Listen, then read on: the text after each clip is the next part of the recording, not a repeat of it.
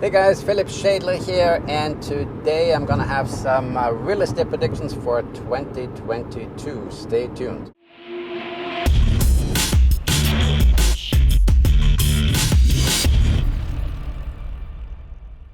The real estate predictions for 2022 that I would see coming. Number one would be that the rates, we have seen the bottom of the low rates. We basically reached, you can see this on this chart right here. You can see how it's gone down, and it's very unlikely it's going to go further down. So my prediction is the interest rates will increase to about 3.5, 3.6% this year in 2022.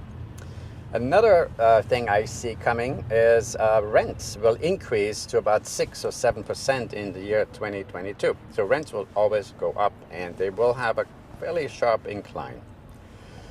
Another thing is that condominiums and townhouses are going to be a hot market this year. And the reason being is, kind of refers back to the first point, when interest rates increase and prices are not coming down, historically they have in the past, but we're in a different market now. So if interest rates increase and the prices remain high and remain climbing, as we have a low inventory still, then it becomes very difficult for some buyers to come up with the funds to buy a single-family residence.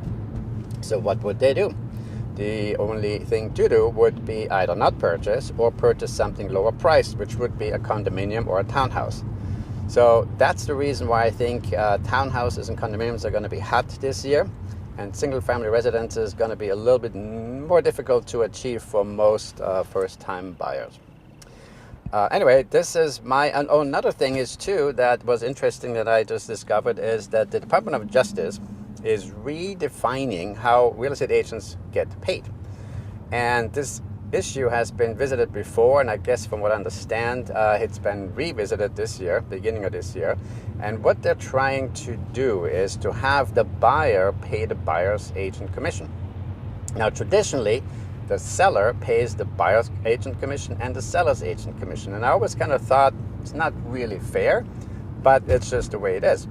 Now, for sellers, this is great news if it would ever happen. Now, for buyers, this could be a negative impact because a lot of buyers already have issues finding the down payment and the closing costs and having some extra money in the savings account for unexpected expenses. Now, if you add the buyer's commission on top of that, that could eliminate a lot of buyers in the market, forcing them to stay in the rental market. Now, the only way, I think, in my opinion, maybe you can comment on the bottom of the section, the only thing I think this could work is if the buyer would be able to incorporate and have advanced the buyer's commission into the mortgage, because again, they will have a tough time coming up with the whatever it is, $30,000-$40,000 in a transaction, or $20,000, whatever the price point is. They will have a tough time coming up with that. So anyway, well, it's going to be interesting to see that. I'm going to follow that really closely because obviously I'm a real estate agent. I'm very interested how this is going to turn out and if they're succeeding with pushing this through. Another ripple effect this could have, if it comes to pass, is it could bring forward for sale by owners, because now they don't have to pay both commissions. They only have to pay one commission. So it's like half off, and it might encourage some for sale by owners to come forward and actually use an agent, which I think is a lot smarter because there's just too many variables that can go wrong with a for sale by owner situation. Anyway, this is my real estate news for 2022, and if you have any real estate related questions, please call me at 310-918-2260, and I'll be glad to answer any questions you might have. Thank you so much for watching, and have a great rest of the day.